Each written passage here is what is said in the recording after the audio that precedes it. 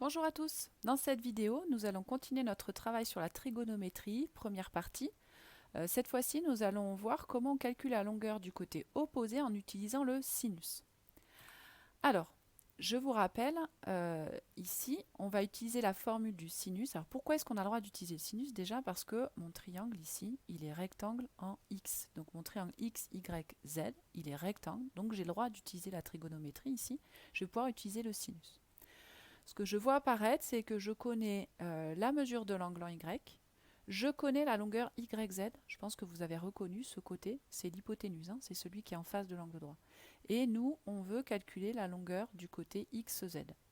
Eh bien, ce côté XZ, par rapport à l'angle que je connais, c'est le côté opposé, celui qui est en face. Et je vous rappelle la formule du sinus. Le sinus d'un angle, c'est égal au côté opposé, ce qui est le cas ici, sur l'hypoténuse que je connais. Donc on va pouvoir utiliser la formule du sinus.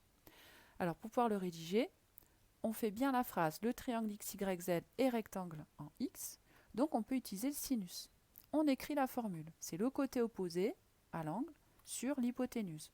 Eh bien, quand je rédige ici, j'ai le sinus de l'angle en Y, donc je mets bien le Y au milieu, X, Y, Z ou Z, Y, X comme vous voulez, mais il faut que le Y soit au milieu.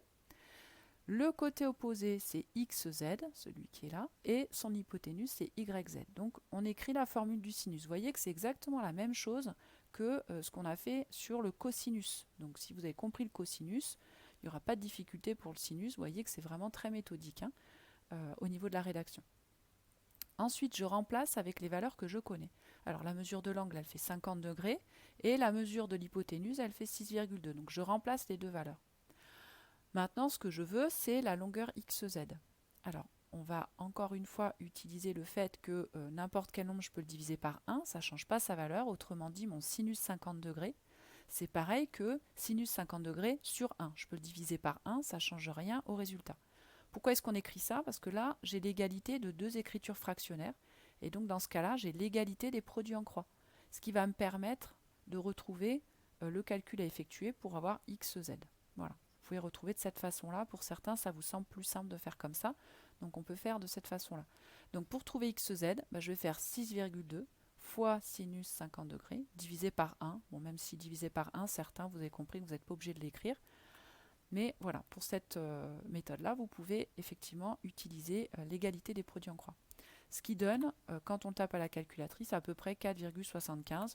Et voilà, pour le résultat, vous mettez en valeur votre résultat ici. Je l'encadre en rouge. Donc la rédaction est exactement la même que ce qu'on a fait sur le cosinus.